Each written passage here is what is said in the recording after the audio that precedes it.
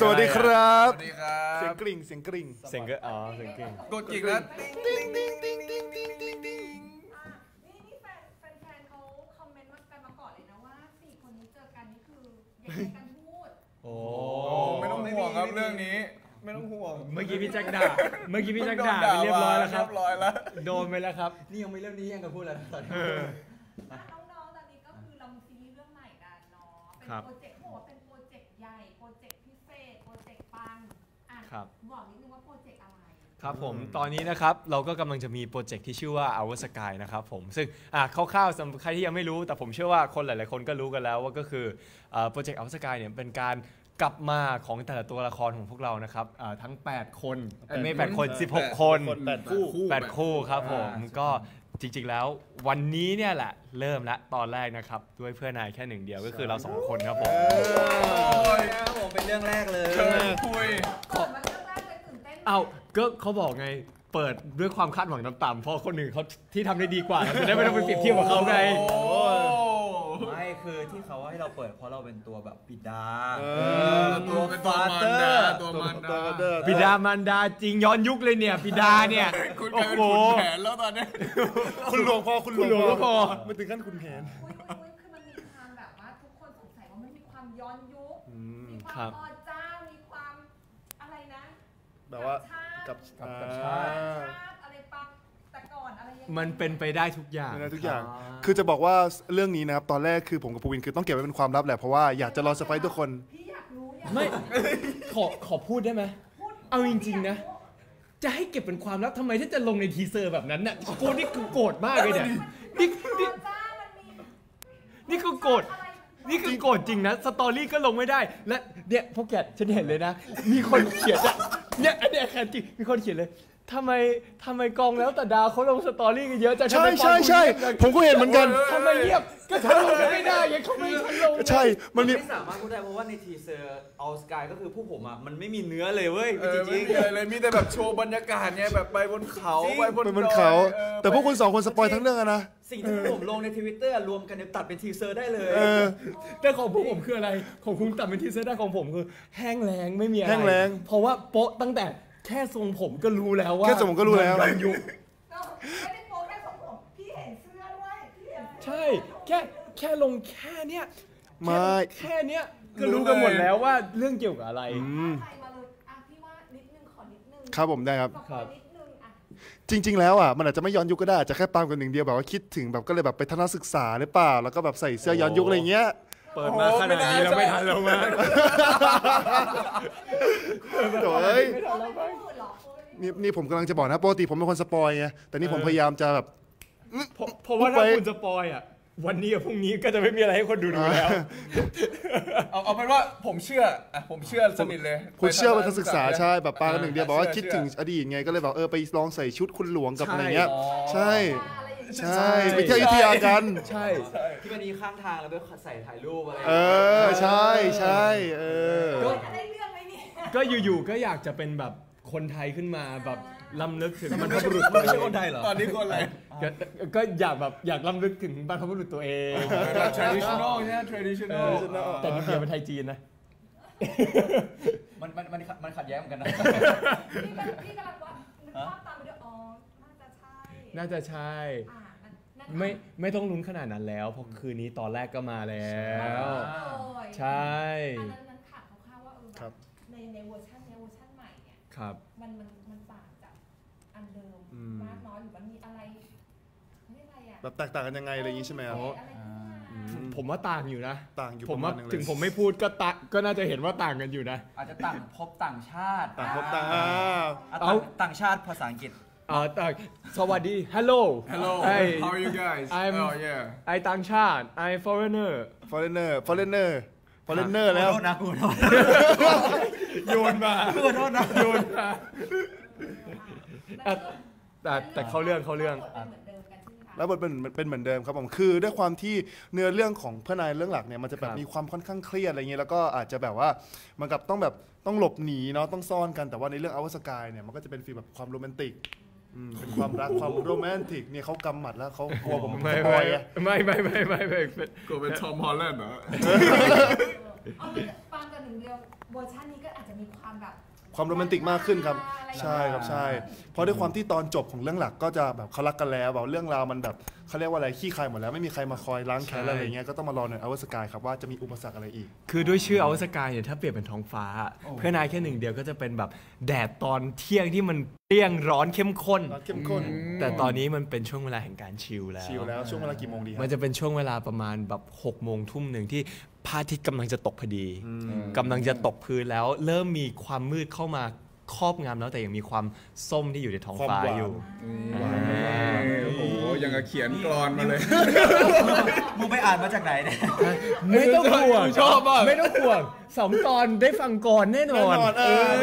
คนนี้เขามีกรอนนะสนใจพูดนะครับ โอ้อย่าเลยจำไม่ได้ ใครดูอันนี้คือรอจดบทได้เลย แต่จริงๆแล้วอวสกายไม่ได้มีแค่เรา2 คนนะ เฮ้ยจริงเปล่า หลังจากอาทิตย์นี้ไปก็จะมี เฟิร์นเข้าตังค์ใช่ไหมฮะ โอ้ย ขอเชิญพี่เฟิร์นพี่เอาตังค์ครับ เดี๋ยวก่อนนะเฮ้ยพอดีมาผิดวันด้วย ดังมาผิดวัน นี่มาผิดวันพรุ่งนี้เปล่า นี่ไม่ใช่มาแบบคือวันเนี้ยคือไปรอผิดชั้นด้วย ผิดชั้น ผิดชั้น ไม่แน่จะผิดวันก็ได้เขาบอกเฟิร์นเข้าตังค์ไง แต่เอาดีๆเอาดี ดีๆนะ ของเราคือจูงดังเช่นกัน ครับ ใช่ครับ แล้วแต่ดาวเวอร์ชันนี้เป็นยังไงอ่ะ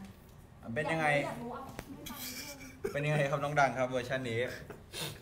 สัมภาษณ์เมื่อกี้กูโยนให้มึง โอเคครับผมครับก็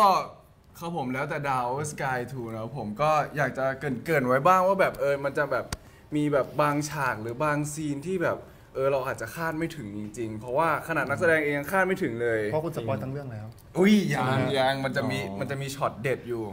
มันจะมีช็อตเด็ดแบบอยู่ไม่กี่ซีนนะ คือ แบบเด็ดเลยอะซีน2 ซีน คืออยากจะบอกว่าถึงแม้ผู้ผมจะลง Twitter กันหนักหนาสาหัสมากนะครับผม ก็คือถ้ารวมๆกันแล้วทำเป็นทีเซอร์ได้ก็จริง แต่จะบอกว่าในการที่ผมลงรูปอ่ะมันไม่มีอะไรเลย มันไม่มีเนื้อหาในซีรีส์ อะไร เลย ที่เกี่ยวกันในเรื่องเลย ไม่มีอะไรเลยครับผม บอกเลยมันเป็นบรรยากาศอย่างเดียวครับผม มีความหลอกๆนะ ใช่ครับผม หลอกแฟนคลับ เอ้ยมีการหลอกเหรอเฮ้ยไม่ อาจจะมีนิดนึง นิดนึงไปจับกันเอาเอง ใช่ให้คนแบบจับหัวจับหางประกอบกันเองนะ ได้ ไปตามดูใน Twitter ได้ดูว่าอันไหนจริงอันไหนปลอมอะไรเงี้ยมีแบบเห็นแบบมีไปแบบสวนสัตว์อะไรเงี้ยนั่นมันจะอยู่ในซีนหรือเปล่านะอะไรเงี้ย หรือแค่ไปเที่ยวกันเฉยๆ หรือไปเที่ยวเฉยๆ จริงๆแล้วที่ลงสตอรี่กันคือจุงดังไปเที่ยวสวนสัตว์เหรอไม่ใช่คาบขึ้นกับ ดาวเหนือ ดาวเหนือไปเที่ยวสวนสัตว์ โอ้โห เฮ้ย มันก็คือการปานกได้หิน2 ตัวไม่ใช่ ปลาหินโดนนก2 ตัว เมื่อกี้มันบอกอะไรนะ ปลานกได้หิน2 ตัว มันคือปลาหินได้นก2 ตัวไงก็คือ สงสารนก อะไร มาก วะ เลยนะนกที่คุณปาไปใส่หินเนี่ย ปลาหินปลานกใช่ไหม ปลาหิน โอเคส่วน ปลาหิน ถือว่าพวกเราได้ไปเที่ยวด้วยแล้วก็ได้ไปถ่ายด้วยได้เห็นทั้งจุงดังทั้งคับกันดาวเหนือ ใช่แต่อยากจะบอกเลยที่แบบลงมาใน Twitter ทุกอย่างอ่ะโอ้โห มันยังไง ยังเรียกว่าน้ำจิ้มไม่ได้จริงๆยังเรียกว่าน้ำจิ้มไม่ได้เลย เป็นแค่อากาศเลย ไม่มันเรียก เป็นแค่ฝุ่น PM 2.5ของเชียงใหม่ มันยังไงคุณไปถ่ายถึงเชียงใหม่แล้วมันยังไง โอ้ย เอางี้ดีกว่าดูพี่เขาตอนนี้ การแสดงค่ะ ครับผมก็อยากจะบอกว่าแบบใครที่อยู่เชียงใหม่ก็แบบดูแลตัวเองด้วยนะครับเพราะว่าอยู่กรุงเทพเนี่ย PM ยัง200เลยเชียงใหม่นี่ขึ้นไปถึง700ครับผมแล้วเราไปบนดอยอีกครับผมแล้วก็มีมอเตอร์ไซค์ขับไปมาทรายกระจุยอย่างนี้ก็ระวังด้วยนะครับผมเป็นห่วงนะอะไรนะขอบทนั้นหน่อย ผมมันจะจาม นึกถึงแล้วจะจาม อ๋อจะจามจริงจะจาม ไม่แต่ว่าได้ข่าวว่าฝุ่นเยอะจริง เพราะนี่คุยกับคนที่ไปถ่ายแล้วตาดาวพวกคืนเขาบอกว่าโหอย่างกับเขาชนไก่เลย พวกเรา ก็พวกใช่ก็แบบแต่ว่าก็บอกมีคนบอกว่าแบบอย่างกับเขาชนไก่เลยฝุ่นเยอะมาก ใครนะ ด้วยความที่แบบไป ที่ไปถ่ายที่เชียงใหม่ โอ้ยบรรยากาศนี่ตื่นปกติพวกผมออกกองประมาณ6 โมงเช้าใช่ไหมครับคือแบบตื่นเช้ามาก็คือแบบโอ้โหบรรยากาศดีมาก จริง มีหมอกแบบตื่นเช้า แบบหมอกลงอ่ะ ไม่ถึงแม้ว่าพวกผมจะรู้ว่ามันเป็นฝุ่นใช่ไหมพวกผมก็หลอกตัวเองก่อนว่าแบบมันคือหมอก ใช่ มันคือหมอกมันคืออะไรที่แบบโรแมนติกตื่นเช้า ก็คือแบบ มา ตอนกลางคืนหรืออะไรซีนกลางคืนที่แบบ เอ้ยมันจะมีซีนหนึ่งฮะคือแบบ ครับ เฮ้ยจริง ๆ เราแบบต้องการภาพโรแมนติกอ่ะเราไม่ต้องแบบไปใช้เอฟเฟกต์อะไรเยอะเลย เราใช้หมอกของจริงไปเลย แล้วแบบในกล้องคือแบบโอ้โหละมุนมากละมุนละไม ฟิลก็โรแมนติกมาเองเลย อ๋อปกติเราจะต้องใช้สโมก เออ เพื่อให้มันละมุ ให้มัน น แบบคือ ข้างห ป ลัง ก มัน ติ แบบ ปกติถ้าแบบเป็นหนังถ่ายหนังแอคชั่นอะไรอย่างงี้ใช่ไหม อืม ข้างหลังนะมันจะแบบเขาจะชอบใช้สโมกกันใช่ไหมถ้าแบบมีต่างชาติอยากทำหนังนะครับมาเชียงใหม่ได้นะค ครั รั บบ อ๋อ ไม่ เซฟบัดเจ็ตต้องสโมกได้ ไม่ต้องใช้สโมกให้เปลืองครับ ใช้ฝุ่นบ้านเราได้นะครับผม เป็นการเซฟงบ ฮะ เป็นการเซฟงบ ใช่ก็เลยก็ต้องบินมาแทนเนี่ยแหละ เอางบมาบินมา หยอก แล้วเวลาแบบสมมติถ่ายเสร็จเนี้ยได้มีไปชิลไปคาเฟ่ไปนู่นไปนี่ไปกินอาหารอร่อยๆที่เชียงใหม่ไหม โอ้ยไปกินครับผมจะบอกว่า ชอบอะไรที่บรรยากาศที่เชียงใหม่ ชอบอะไรแต่จริง บร ๆ ร คื ยา อ กาศ ตอนที่ไปถ่ายที่เชียงใหม่ครับก็คือจริงๆไม่ได้ออกจากกองเลยครับผม ใช่ ก็มีอาหารกองนะครับผมจะบอกว่าอาหารกองอร่อยมากนะครับ กินอะไร กินอะไร ครับผมกินอะไรใช่ไหม อาหารเหนือ ผมจำได้เลย มันเป็นลาบใช่ปะมันมี จำได้เลยอันหนึงแบบสุดๆอ่ะ ใช่ เป็นลาบครับผมเป็นลาบคลุก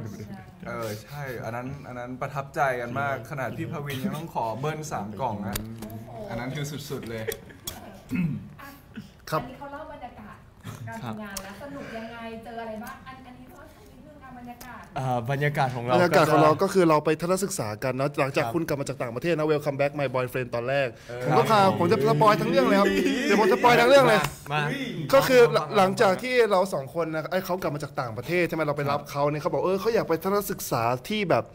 ที่อยุธยาจังเลยแบบพาไปเที่ยวหน่อยอะไรเงี้ยเราก็เลยพาเขาไปปุ๊บเขาก็ไปถ่ายรูปเล่นแล้วเขาบอกอยากจะลองใส่ชุดแบบย้อนยุคบ้างเขาเลยบอกว่าเขาเคยเป็นเจ้านายบริการเขาเลยอยากจะเปลี่ยนเป็นข่าวว่าผมเป็นคุณหลวงอะไรอย่างเงี้ยในวันนี้ สปอยเรื่องปะเนี่ย ใช่ไงเรื่องมันเป็นอย่างนี้จริง จริงเหรอ ๆจริง ๆ เดี๋ยวคือใช่เหรอ ใช่จริงๆใช่ไหมคุณใช่ไหม ใช่ คือเรื่องเราสองคนนะก็คือเราไปทัศนศึกษาแล้วคือด้วยความที่ก็อย่างที่บอกว่าเรา เล่า แต่ง หมดเลย เราแต่งตัวเป็นคุณหลวงกับบ่าวแล้วทีเนี้ยหลังจากเที่ยวเสร็จปุ๊บเราก็ไปกินแบบอาหารทะเลอาหารแบบกุ้งเผาอะไรอย่างเงี้ยกันแล้วเราไปกินกุ้งเผาเสร็จปุ๊บก็มีคนแบบไม่พอใจเราอย่างเงี้ยมาอยากจะมาไล่ตีเราถูกไหม ไม่แกะ ในทีเซอร์ไง ไม่แกะกุ้งให้เขา แล้วทีนี้ปุ๊บผมก็เลยสู้กับเขา มีคนแกะกุ้งหรือยังครับ อะไรนะ มีคนแกะกุ้งหรือยัง ผมอะครับ เออ ผมแกะกุ้งให้เขามากกว่าเราไม่ได้แกะ เพราะอะไร มันข้ามไปเลยนะพี่ ไม่ใช่ตอนแรกอะที่เริ่มอะโอเค แต่ยิ่งพูดไปเรื่อยๆอะ ไม่ใช่ พูดไปเรื่อยๆมาบอกกูอยู่ในเรื่องนี้หรือเปล่า ไม่ผมจะบอกว่าเนื้อเรื่องเมื่อกี้มันเกิดขึ้นจริง เกิดขึ้นในจินตนาการของผมครับผมเป็นคนแต่งเองเมื่อกี้ เมื่อกี้คือไม่ใช่เรื่อง ก็คุณถามผมว่าอยากให้ผมสปอยผมก็เลยสปอยเรื่องของผมไง สปอย เรื่องที่ผมวาดฝันไว้ในเพื่อนนายอวสกายแต่เรื่องจริงเป็นยังไงก็เดี๋ยวรอติดตามนะครับ เก็ผมไม่ฝันเนาะ เขาพยายาม เอ้ยเราเก็บคุณมาฝันในซีนแรกเลยไง คือจินตนาการ เมื่อกี้คือแบบไม่ได้ออนไม่รู้ เรากำลังสับขาหลอกแต่คนดูจะเริ่มงงแล้วตอนเนี้ย เนี่ย แต่ตอน เรา เนี้ย แบบเราอะสับขาหลอกคนดูหรือสับขาหลอกตัวเอง น่าจะสับขาหลอกแต่ตอนนี้คิดไม่ทันแล้วจะพูดอะไรต่อเนี่ย สับขาหลอกตัวเองไปมาจนความจริงออกมาเนี่ย เราไปดูกันว่าเป็นไงแต่ว่าบรรยากาศการทำงานคือสนุกสนานเฮฮา ครับ สนุกสนานครับใช่ครับ เดี๋ยวนะ พี่อยากในเวอร์ชันเนี้ยไปเจออะไรแปลกๆใหม่ๆกันบ้างตอนทำงาน อืม อย่างตอนนั้นปอนกับภูมินก็เป็นแบบต้องไปเป็นแบบลูกชาวเลเนาะ ใช่ครับใช่ อะไรอย่างเงี้ยภูมินก็ต้องเหมือนโตขึ้นเป็นลูกนักธุรกิจอะไรอย่างเงี้ยปรับ ครับ แล้วพอเปลี่ยนมูดใหม่ คือด้วยความที่เพื่อนนายของอัลสกายมันจะไม่ได้แบบว่าเปลี่ยนไปมากคือมันจะเปลี่ยนไปในบูธแอนโทนมากกว่าคือตัวละครอินเนอร์ก็ยังมีความนิสัยเหมือนเดิม แต่แค่ด้วยความโทนของเรื่องหรือแบบว่าอินเนอร์จะแบบโรแมนติกมากขึ้นอะไรอย่างเงี้ย ใช่ จะไม่ได้แบบเครียดแบบต้องมาแบบเฮ้ยต้องมาคอยหนีต้องมาคอยแบบแอบอะไรอย่างเงี้ยครับผมคือมันก็จะเป็นฟีลแบบโรแมนติกแล้วก็มาดูว่าอุปสรรคความรักคืออะไรมากกว่าใช่ แล้ว คือ คุณมาดามไปเจอประสบการณ์อะไรแปลกๆใหม่ๆ โอ้โหเอาจริงเลยว่าแบบอันนี้คือแปลกมากคือถามก่อนคุณเคยเจออะไรอย่างนี้ในชีวิตมาก่อนไหม อันนั้นเจอครั้งแรก ครั้งแรกใช่ปะ ครั้งแรกเลย อันนี้ก็ครั้งแรกเหมือนกัน จริง เจออะไร พวกผมไปเจอ คาดหวัง กาปิบาร่ากาปิบาร่ากาปิบาร่ากาปิบาร่า คืออะไรอ่ะ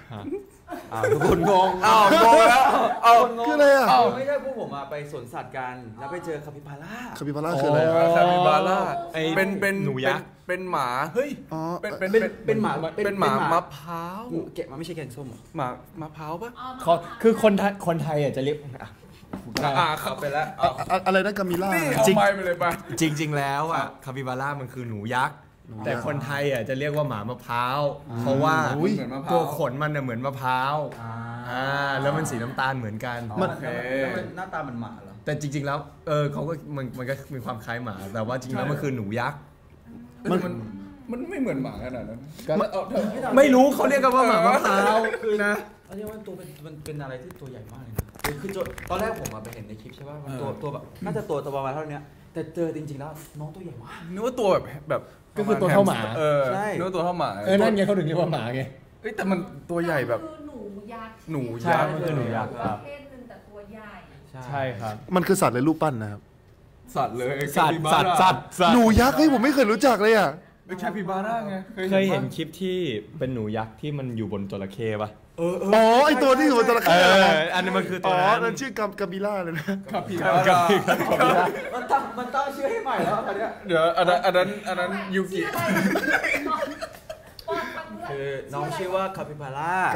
กาปิบาร่า เรียกกันว่า หมาเฮ้ย หมา หมามะพร้าว แต่จริงๆแล้วคือหนู ยักษ์ ยักษ์ ใช่ แล้วเนี่ยหนูยักษ์ปะ น่าจะยักษ์อยู่นะ ตอนเนี้ยกี่เซนแล้วเราอะ ไม่หนูยักษ์มากปะ เอ้ย หนูยักษ์ ยักษ์ไหมครับ หนูยักษ์ไหมอะ พี่ยักษ์อยู่นะ เบียกบีเฮ้ยเดี๋ยวเดี๋ยวแฟนคลับได้คอนเทนต์ไปแต่งจอร์ดาเนี่ย ทุกคนนี่จะบอกว่าทีมจอยระดาเขารอดูไลฟ์นี้เยอะมากเลย ทำไมอะครับ โอ้ทำไมฮะอยากรู้ทำไมฮะ เขาได้ประมาณนี้แหละ มีแต่ไหยนะเลยนะ ไม่มีสาระเลยนะ โอเคเนี่ยคือแต่ละคนเคยดูซีรีส์ของเพื่อน ผมดูครับผมดู ดีไหม โหดูครับผมดูตั้งแต่ปลาบนฟ้า เอ้ โอ้ ย ยหมอกปีโอ้มีการทำฟันเช็คฟันให้แบบมองแบบได้ ไม่ผมอะเคยไปนอนบ้านดังใช่ไหมแล้วก็เปิดเนี่ยซีนเช็คฟันดูนี่เขาเป็นอย่างนี้เลยเนี่ยดูนะนี่ คือต้องนอนอย่างนี้ป่ะ อย่างนี้เลย คือตรวจฟันอ่ะปกติเขาก็ตรวจอย่างนี้ใช่ไหม หรือแบบ นี่ มอง เขาไม่ตรวจอย่างนั้นเขาตรวจฟันยังไงรู้ไหมตาไม่ได้อย่างนี้นะตาอยู่นี่ ตายอยู่กระเดื่องแล้ว ตาอยู่นี่แล้วเขาตรวจฟันไหนขอดูฟันหน่อย นี่ฟันกูอยู่นี่ คือขอดูฟันหน่อยอ่ะคือต้องทำอย่างเงี้ยฟันแล้วอยู่ดีก็จูบกันแล้วเมื่อกี้ไม่จูบอ่ะ เมื่อกี้ไม่จูบอ่ะ ลอง1 2 3 เฮ้ย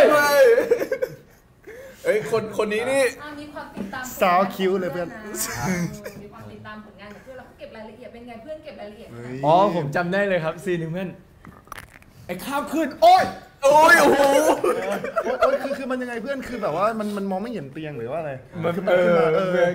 คือ ยังไง เตียงก็อย่างนี้นะอยู่ตรงนี้เลย อย่าง คุณ นี้ใช่ป่ะ อ มาเอาเป็นว่าแบบคือตอน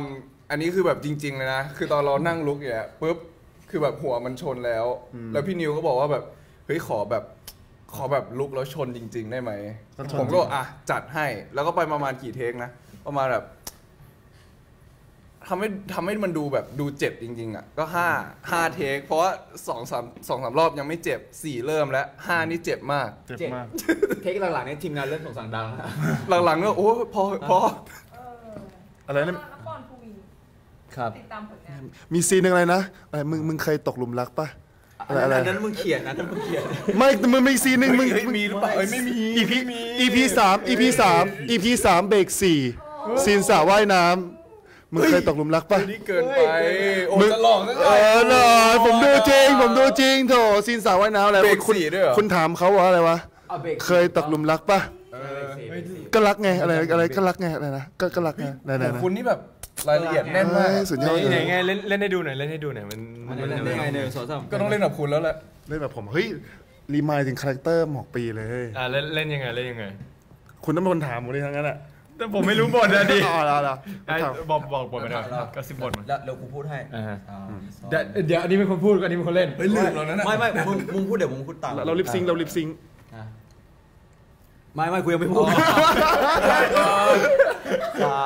มาตามสาม กูต้องพูดก่อน เดี๋ยวมึงให้ปอนพูดเดี๋ยวกูให้ปอพูนพูด โอเค จุงให้กูพูดนะ 3 2 1ปอนมึงพูดด้วยมึงพูดด้วยเป็นเสียง ไม่ได้ลิปซิงค์ไงเป็นสีโอเค นิดนึง ปอน ยาก มึงเคยตกหลุมรักปะ มึงเคยตกหลุมรักปะ เคยนะ เคยนะ ต้องมีอื่นเลย ต่อเอาไปเลย เคยนะ เคยนะ แล้วมันเจ็บปะ แล้วมันเจ็บปะ ไม่ใช่แล้ว ต่อ โอเค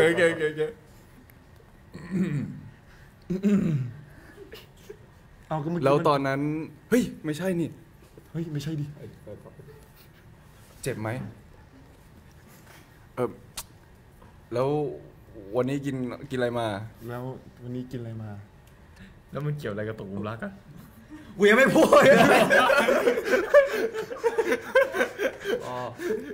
ก็ คนถามเหนื่อยเหรอ ไปกินยำปลาดุกฟูหน้าปากซอยมา ก็ไปกินยำปลาดุกฟูน้ำปักซอยมา อร่อยนะ อร่อยนะ ไปกินด้วยกันปะ ไปกินด้วยกันปะ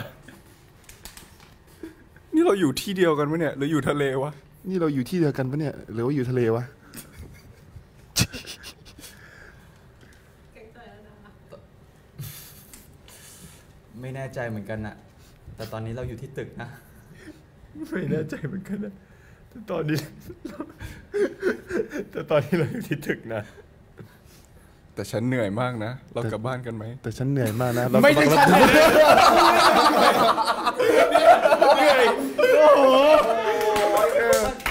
นอกเรื่องไปไกลเลยยิงไปยำปลาดุกฟูแล้วมาตึกกับมี่ได้ไงเนี่ย มันคิดบทไม่ทันอะมันคิดบทไม่ทัน นี่ขนาดคิดไม่ค่อยทัน เอ้ย เลยนะ แต่บทจริงๆคือมึงเคยตกหลุมรักป่ะใช่ไหม ก็แล้วก็บอกว่าเคยดิ เคยดิ แล้วบอกเมื่อตอนนั้น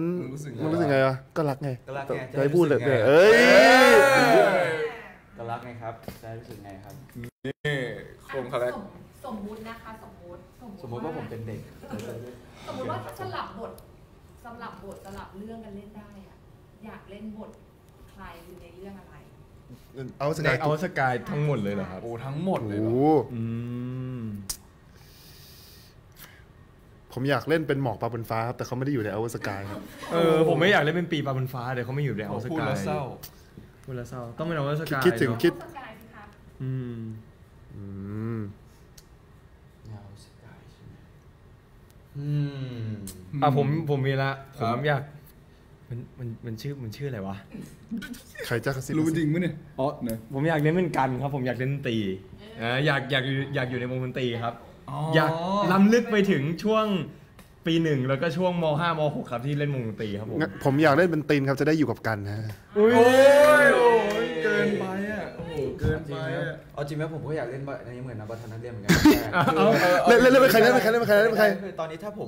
มใส่กางเกงนักเรียนอะก็คือเหมือนแบบขโมยของลูกมาใช้อะ โอ้โหเดี๋ยวลูกเลยเหรอ ฮะ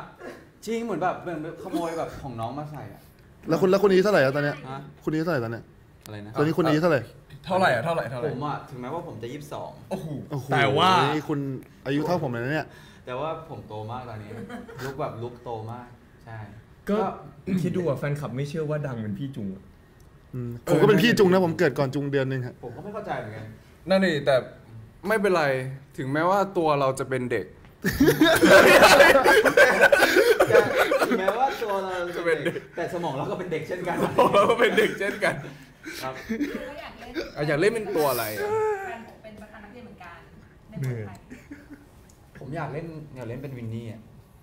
อ่า นี่ชื่ออะไรในเรื่องนะ ไม่จำชื่อตัวละครหนึ่งของวินนี่ มัน ไม่ได้ คือ แต่ อะไร นี่ไง กับซาว ผมรู้สึกว่าเป็น วิน ความ ไง มันมีค เอ วาม อ แบบ วิน ก็วิน วิน เลย ซาว เออวินเลย ซาววินซาวอ่ะ ผมรู้สึกว่ามันเป็นตัวละครที่แบบบวกดี ดูเป็นคนแบบปักแซบเอายังไงวะเอาก็ล่ะอะไรอย่างเงี้ย แต่ผมว่าอันนั้นเขาเอาตัวเองมาเล่นเหมือนกันด้วยนะ ขนาดชื่อตัวละครเนี่ยเป็นตัวเองกันนะ ชื่อตัวละครก็วินนะ เขาเป็นคนคิดบวก อ่า ตลอด บวก บวกตลอด positive คิด positive บวก positive อันนี้ใคร คิดบวกตลอด จุงอันนี้จุงหรือวินครับ อันนี้น่าจะจุง โอเคน้องดังบ้าง ครับผมโหจริง ๆแล้วเนี่ย จริงๆแล้วตอนผมได้ไปดูแฟนผมเป็นประธานนักเรียนเนี่ยจริงๆผมแบบชื่นชมตัวนี้มากเลยนะตัวตินเขาจะเป็นแบบมีความแบบเป็นแบบยังไงอ่ะเขาแบบจะมีแบบมาดแบบขึมๆอ่ะแบบเป็นแบบลีดเดอร์เป็นบอสอย่างนั้นนะ คาบขึ้นก็ขึมนะ ไม่ชอบหรือไงมาเข้าขึ้น อุ้ย ยอมใช้เลย ผมจริงๆถ้าเกิดถ้าสลับบทก็คงอยากเล่นเป็นตินอยากลองเล่นเป็นตัวละครที่แบบแบบนิ่งๆแต่แอบข้างรักแบบโดยที่ไม่ให้ใครรู้มากกว่าเพราะเราก็จะเล่นเป็นแบบเราเล่นเป็นดาวเหนือจะเป็นแบบฟิลแบบเด็กน้อยเนี่ยเราอยากแบบลองแบบพลิกบทดูแต่จริงๆแล้วว่าผมมีอีกตัวละครหนึ่งที่อยากเล่นนะ ก็คืออีกตัวละครหนึ่งที่ผมอยากเล่นเลยคือ หมอ เฮ้ย เอาไปก่อนเดี๋ยวก่อนอีกตัวละครที่ผมอยากเล่นจริงๆเนี่ยคือตัวละครพี่มิกครูสีเทียนรู้สึกว่ามันเป็นบทที่มันชาเลนจ์แล้วมันเป็นบทที่ยากแต่ผมรู้สึกว่าถ้าขึ้นไปอยู่บนดอยแล้วไปเจอบรรยากาศแบบนั้นมันสนุกมาก ขึ้นไปเจอ PM 2.5 อินมาก เอาจริงปะนี่ก็อยากเล่นอันนี้เหมือนกันแต่มันไม่ได้อยู่ในออสกายก็คืออยากเล่นเป็นเมืองน่านเมืองน่านคือจริงๆนะก็คือแบบเป็นตัวละครที่แบบผมรู้จักพี่มิกก็คือแบบเป็นตัวละครที่แบบคุณรู้จักผมเพราะหมอกด้วยนี่ก็คือแบบจำได้เลยว่าจำได้ดูเปาฟ้าแล้วแบบเฮ้ยพี่คนนี้โคตรเท่เลยว่ะอย่าโอ้ยแล้วพอมารู้จักตัวจริงโอ้โหน่ารักเหมือนเดิมภาค2ไงมาภาค2เหรอยังจะเล่นปาถ้าเกิด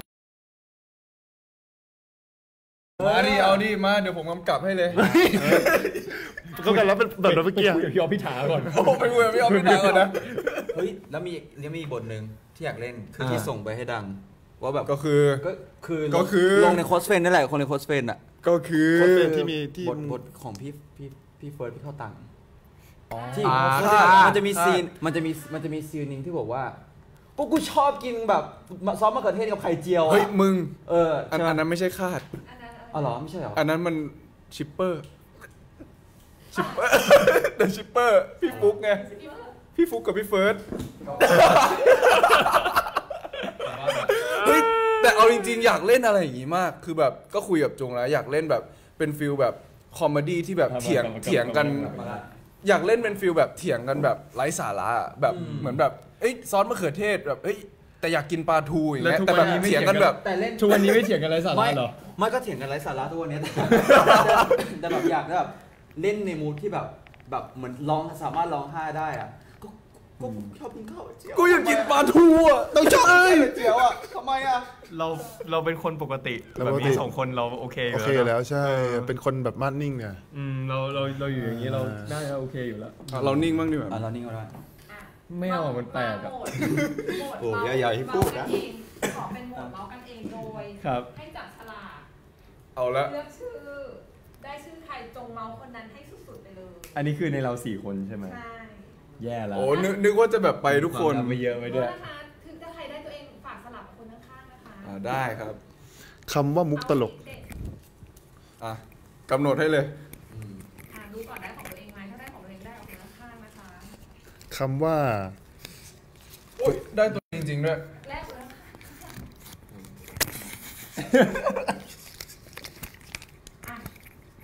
จูงค่ะจูงก่อนเลยบาจูงได้ใครผมได้ภูวินนะผมได้ภูวินนะผมได้ปอนมาเริ่มจากใครกันเลยของเพื่อนพูดได้หรือเปล่าพูดได้ดูหน้าปอนตอนนี้พูดได้หรือเปล่าเริ่มตั้งแต่บูเช็คไปเมื่อกี้คือแต่ละอย่างแบบที่แบบคุยกับปอนอะไรอย่างเงี้ย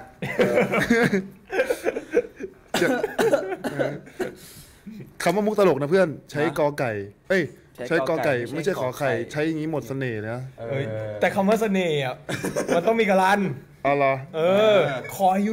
อนุญาตเลยคราวหลังอ่ะถ้าจะใช้คำนี้สะกดให้ถูกด้วยคำนึงขอดูสคริปต์แป๊บอนุญาตไม่มีสระอีอนุญาตเนี่ยไม่มีสระอีกรุณาจำใส่ศีรษะของคุณไปด้วยครับศีรษะสะกดแบบนี้ถ้าไม่รู้จริงอ่ะอย่ามามั่ว แล้วก็หายไปไม่รู้ แล้วก็เจมินายอะไรสักอย่างแล้วก็น้องโฟร์ก็หายไปเลย น้องโพสหาสับสนเลย หายไปเลยแล้วก็ ไม่อ่านไลน์ ปล่อยเราแห้งกัน5 คนอยู่ตรงนั้น โฟไม่อ่านไลน์ ไม่อ่านไลน์เรามาเมาส์เพื่อนกันดีกว่านะครับ สุดๆเลยค่ะจู โอ้โหสุดๆเลย มา โอ้ผมว่าสุดๆนี่แบบ ไม่นี่ผมจำได้ใครจำได้บ้างไม่รู้นะเอาติ้งงานเอาติ้งอะไรนะครับนี่งานล่าสุดเลยครับของ GMMTV ก็คือผู้ผมอะตั้งใจกันมาก ตั้งใจกันแบบเนี่ยเฮ้ยปอนเพื่อนปอนเราวันนี้เราทำโชว์แบบดีๆเลยแบบปังๆเลยเพื่อนอะไรอย่างงี้เสร็จแล้วก็ซ้อมกันประมาณ2 วันประมาณ2 วันอะไรอย่างเงี้ยครับผมแต่ก็สุดท้ายก็ทำโชว์มาดีเลย เสร็จแล้วพอถึงงานจริง คือมันมีการรันคิวที่แบบแอบแบบสลับเปลี่ยนนิดหน่อยแล้วว่าเราไม่รู้ว่าเราจะขึ้นตอนไหนมันมีแบบมันเหมือนมีคนอื่นขึ้นก่อนอะไรอย่างเงี้ยแล้วนี่ก็บอกว่าเฮ้ยปอนเพื่อนเบาๆหน่อยนะเบาๆหน่อยปอนบอกว่าเอ้ยเพื่อนกูไหวอยู่แล้วเพื่อนไหวอยู่แล้วยังไงยังไงก็ไหวอยู่แล้ว ผ่านไป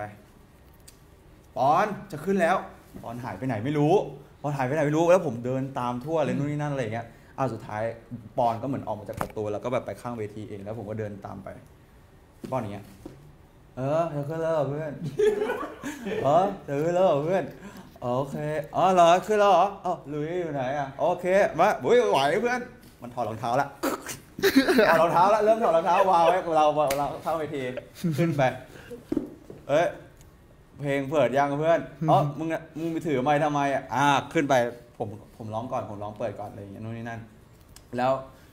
เต้นออกมาก็ตามคลิปเลย อันนี้ขอตอบอันนี้คือขอตอบจริงลงมาจากเวทีปุ๊บเดินมาฟูวินกูไม่ไหวแล้วกูขอเต้นหน่อยอีกรอบได้ไหมฟูวินกูไม่ได้กูเต้นไม่ได้เลยกูขอเต้นใหม่อีกรอบได้ไหมมันจะมีประโยคนึงนี่ว่าก็เดินมาเหมือนกันว่าบอกว่ามึงเมื่อกี้กูเต้นดีปะวะเมื่อกี้กูเต้นเยอะกูอยากเต้นใหม่อีกรอบได้ปะวะกูขอเต้นใหม่อีกรอบได้ไหมมึงไปบอกเขาว่ากูอยากเต้นอีกรอบไปเต้นผมจะบอกว่าเหตุการณ์นั้นผมจำไม่ได้นะผมจำได้อีกทีนึงก็คือผมนั่งอยู่คนเดียวแล้วก็เอางานจะเลิกแล้วแต่ไม่เป็นไรคือใช่แต่แบบมันฮามันสนุกครับผมงงที่สุดที่เดินเข้ามาเขาเต้นใหม่ก็ได้ไหมอยากเต้นใหม่ได้ไหมแต่ผมก็ไม่ได้ไม่เป็นไรแต่คลิปมีหมดใช่คลิปมีหมดเขาเรียกว่าดิจิตอลฟุตปรินท์ครับ is it the best จะบอกว่าคือไม่เน้นท่าเต้นครับเน้น feeling ไม่เน้นเป๊ะเน้นเข้าร่วมได้เข้าร่วมบ้างคุณโอ้โหคุณจุงโอ้โหเกินไปได้คุณจุงเนี่ยคุณจุงนี่อยากจะบอกว่านี่ถามก่อนดีกว่าว่าเรามีเวลากี่นาทีครับมันยาวถามมากี่พี่กลัวแล้วนะเรามีเวลากี่นาทีวันหนึ่งก็เล่าไม่หมดโอ้โหคุณจุงโอ้โหเริ่มจากตรงไหนดีคุณจุงนี่คือจริงๆเขาเป็นคนที่แบบ energy เยอะใช่ไหมแล้วเขาจะเป็นคนที่แบบไม่ชอบยอมคน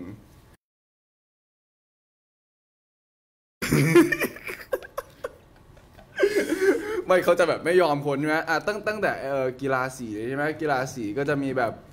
แบบพวกพี่ๆออกมาเต้นเว่อร์อะไรเงี้ยเราซึ่งแบบเราเป็นเราเรียกว่าไงเราแบบมาแบบไม่ได้รู้คิวไงใช่ไหมเราแบบไม่ได้นัดคิวกับพี่ๆเขาไว้แล้วจุงก็เห็นของแต่ละสีนู่นนี่นั่นอะไรเงี้ยจุงแบบเฮ้ยพี่เราจะเดินออกไปเฉยๆมันไม่ได้ เราจะเดินออกไปเฉยๆมันไม่ได้คือเขาจะเป็นแบบเป็นเรียกแบบ how to train your dragon ป่ะมันเป็นแบบhow to train your dragon คือว่าผมจะเป็นหัวมังกรไอ้นี่ดูการ์ตูนเยอะรู้เลยเขาบอกให้ผมเดินเฉยๆเดินไปถืออย่างเงี้ยตรงๆอะไรอย่างเงี้ยแล้วแบบพอมันเห็นคนอื่นแบบอลังการเวอร์วังปังปุริเย่มากก็เลยแบบเขาก็เลยแบบยอมไม่ได้อยู่ดีๆก็มีบูสลีเข้าสิงร่างกายที่อยู่กลายเป็นบูสลีกระโดดตีลังกานี่เกือบจะเป็นน้องเลโก้แล้วเอาได้อย่างนี้ดีกว่าจริงเกือบตีลังกาแบบแบ็คฟลิปแล้วไม่รู้มันมีสัญชาตญาณอะไรเข้ามาผมฉีกขาได้เฉยเลยนะครับอยู่ๆเข้ามากระโดดไปโลดเต้น พอฉีกขาเสร็จปุ๊บเดินกลับเข้ามาโอ้ยเพื่อนกูเดินไม่ได้แล้ว ใช่ครับผมก็แบบจนแบบเรียกว่าไงกรรมการอึ้งคือทุกคนก็อึ้งกรรมการอึ้งแบบพิธาอะไรเงี้ยก็แบบมาใกล้พิธาว่าพิธาอยู่อย่างนี้เลย ไม่ใช่ไม่แค่กรรมการอึ้งนะผมเองก็อึ้งเหมือนกัน เพราะว่าตอนนั้นคือผมเป็นคนฉีกขาไม่ได้ตอนนั้นผมยกขาโอ้โหเกือบถึงนั่นน่ะดิใช่ แล้วตอนนี้ทำได้ปะทำไม่ได้ไงมันเน้นฟีลลิ่งมันเน้นฮอร์โมนมันคือความคึกเขินนะตอนนั้น มันคือแบบยอมไม่ได้ทีมเราต้องมาอะไรอย่างเงี้ยหลังจากจบงานแล้วเป็นยังไงคะสภาพหลังจากจบงานอยากรู้เป็นยังไงขาทายาหมองก็ทายาหมองไป10 กล่องก็ไม่หายไปหายายไปหาปู่ไม่ใช่เหรอไปอะไรนะมันคืออะไรนะจริงจังอยู่แล้วนึกว่าจริงจังคืออะไรเมื่อกี้นึกว่าจริงจังไม่รู้บทไม่รู้บททายาหมองขอโทษทีนะเพื่อนช็อตฟิลป่ะ20 กล่องก็ไม่หายไปหาหมอไม่อยู่ไปหาปู่ทำอะไรเอาเป็นว่าไม่เป็นไรอายุ22นี้เรามียาดมคู่ใจก็พอคุณหลอกผมคุณหลอกด่าผมอยู่ปะเนี่ยเขาไม่ได้ด่าไม่เขาไม่ได้หลอกเขาด่าเลยไปเป็นว่าเป็นคนที่บ้าพลังเยอะใช่เป็นคนเอาเป็นว่าช็อตเลยเป็นคนที่บ้าพลัง energy เยอะครับผมแต่ถ้าเกิดแต่ถ้าแบตหมดก็คือแบตหมดตรงนั้นเลยนะคือไปนอนได้เลยนอนตรงไหนก็ได้คนนี้เมาแค่นี้ดีกว่าเอาเป็นว่าแบบเราเก็บไว้ให้คุณปอนภูวินเล่าบ้างมาผมได้คุณดังณัฐชัยครับโอ้โหซึ่งจริงๆแล้วจะบอกว่าดังเป็นเด็กดีมากคือเขาจะไม่ค่อยมีเรื่องแบบเรื่องฮาๆหรือเรื่องแบบสุดโต่งอะไรเท่าไหร่แต่ว่าเขาจะชอบมีโมเมนต์คมๆยังไงฮะผมจำได้เลยเดี๋ยวมันดีผมจำได้โมเมนต์คมๆของเขาคือมึงอย่าบอกว่ามันถือมีดนะไม่เอาโอ้อันนั้นคมจริงอันนี้คือตอนช่วงคอนเสิร์ตฟิลฟันไม่รู้คุณจำกันได้หรือเปล่าผมยังจำไม่ได้เลยโอ้โหไม่ใช่จำไม่ได้มึงยังไม่รู้เลยว่าจะเล่าอะไรตอนคอนเสิร์ตฟิลฟันตอนที่เราไปอยู่ที่ยูเนียนมอลล์กันแล้วถ้าจะไม่ผิดเหมือนตอนนั้นมันจะมีอะไรสักอย่างเกี่ยวกับเรื่องเสื้อผ้ามันคือแบบเป็นการซ้อมพร้อมเสื้อผ้าแล้วแล้วเหมือนจุงเนี่ยอย่างที่ดังเคยบอกว่าจุงจะเป็นคนที่แบบค่อนข้างอารมณ์ร้อนค่อนข้างแบบพุ่งชนพุ่งทะยานแบบพุ่งเลยแล้วมันมีเรื่องอะไรสักอย่างผมจำไม่ได้แล้วแต่ว่าจุงเนี่ยก็ขึ้นเนี่ยแหละและดังเป็นคนดึงจุงกลับมาได้เขาเรียกว่าแบบน้ำดับไฟใช่ที่นี่น้ำดับไฟแล้วดังก็พูดคำว่าไม่เป็นไรครับผมจัดการจุงได้อยู่แล้วจุงเป็นไฟแต่ผมเป็นน้ำพออยู่ด้วยกันเนี่ยมันพอดีดับได้มาเป็นควันดีนะไม่ใช่ไฟเจอไฟใช่ถ้าไฟเจอไฟก็จะเป็นอีกอย่างแต่เนี่ยเขาจะมีโมเมนต์คมๆแบบนี้ไม่เป็นไรครับอยู่กับจุงกำลังดีครับผมดักเขาได้เอาเป็นว่าแค่นี้พอเหมือนเป็นพระเอกมีแสงสว่างแบบเปล่งออร่าออกมาตอนพูดคำนั้นนะคือด้วยความที่ผมเป็นไฟใช่ไหมก็ดังเป็นน้ำอะไรเงี้ยดังก็จะชอบมาเล่นกับไฟแต่ว่าเขาคุมอยู่ไงเขาคุมไฟอยู่ก็ดีครับดับได้เลยดับแบบสนิทไปเลยคือผมก็เขาเรียกอะไรก็ต้องการให้ใครมาคุมสักคนหนึ่งจริงหล่อตลอดเลยหล่อตลอดจริงไม่โอ้หล่อตลอดโอ้โหมาคมก็อยากคมมากเลยดูแลเหมือนกันครับผมเพราะตัวเองก็เป็นคนค่อนข้างอารมณ์ร้อนอันนี้คือบอกลอยๆบอกลอยๆไม่ได้บอกลอยๆบอกมึงเลยถ้าวันไหนแบบเขามาแบบนี้แล้วคือถ้าวันไหนผมมีเรื่องของผมเตรียมมาแล้วผมคิดนานมากเลยถ้าวันไหนแบบร้อนมากๆก็ช่วยดับไฟให้หน่อยละกันครับโอ้โหแน่นอนแล้วถึงคิวกูได้อย่างไรนะเอาเลยเมาภูวินใช่ไหมมาเมื่อกี้ตอนทุกคนพูดใช่ไหมผมก็นั่งนึกนานมากเลยว่าจะเอาเรื่องอะไรดีเพราะว่ามันเยอะมากแล้วก็แบบผมเคยเล่าเรื่องน่ารักไปแล้วเราจะเล่าเรื่องอะไรที่แบบว่ามีความแบบเขาเรียกว่าน่ารักสำหรับทุกคนอยู่แล้วฮะอีกเรื่องนึง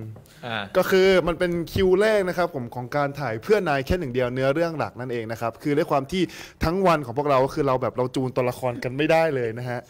เราจูนตัวละครกันไม่ได้เลยคือเราก็เล่นกันหลายเทคอยู่พอสมควรอะไรเงี้ยแล้วก็เล่นไปเรื่อยๆแหละจนถึงช่วงแบบเย็นๆอะไรเงี้ยที่แบบมันเป็นซีนสระว่ายน้ำเนาะ ซีนสระว่ายน้ำที่พวกเราจะต้องแบบที่เป็นที่ทุกคนเห็นนะครับที่เราผลักกันตกน้ำแล้วมานั่งคุยกันตอน EP 1อะไรเงี้ยแล้วทีนี้ปุ๊บผมก็เล่นแบบตั้งใจมากนี่เลยอย่างนี้ใช่เลยสมาร์ทเลยปุ๊บผมก็เห็นอยู่ดีๆมีเสียงฟึดฟึดฟึดแล้วก็เป็นแบบควันลอยขึ้นมาจากน้ำผมก็ตกใจเป็นไรว่าควันลอยขึ้นมาจากน้ำไม่ได้ควันเป็นฟองเป็นฟองลอยขึ้นมาจากน้ำเป็นฟองลอยขึ้นมาอะไรอย่างนี้ผมก็ขึ้นมานั่งสักวันนึงก็ฟึด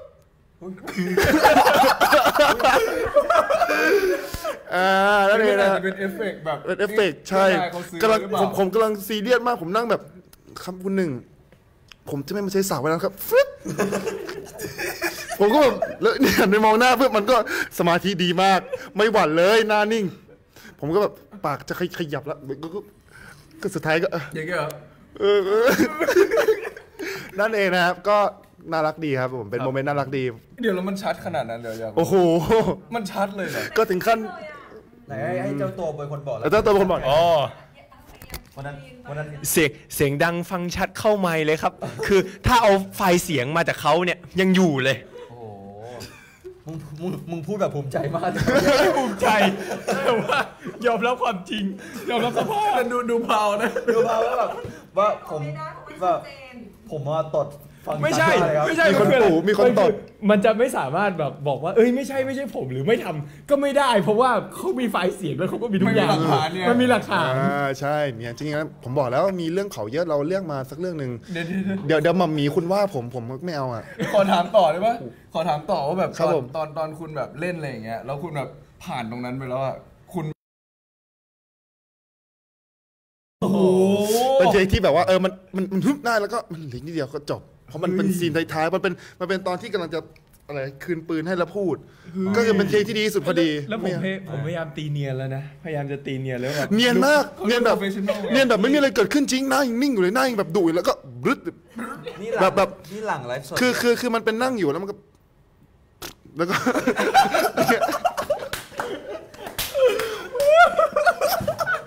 แล้วฟองก็ลอยขึ้นมาแล้วผมก็หันไปมองแล้วพอคัดปุ๊บเมื่อกี้นี้มันก็หน้านิ่งอยู่อินอยู่ใช่ไม่นี่หลังไลฟ์สดนี่คือแฮชแท็กขึ้นเลยนะน้องภูวินน้องเหมียวตดน่ารักอันนี้สร้างให้เลยว่าแท็กแปลกๆนี่จะเป็นตำนานต่อไปครับนี่ครับคือตำนานปอนภูวินอินเพื่อนายแค่หนึ่งเดียวนะครับเดี๋ยวมีอีกหลายตำนานเลยแต่ว่าเดี๋ยวไว้ค่อยเล่าค่อยปล่อย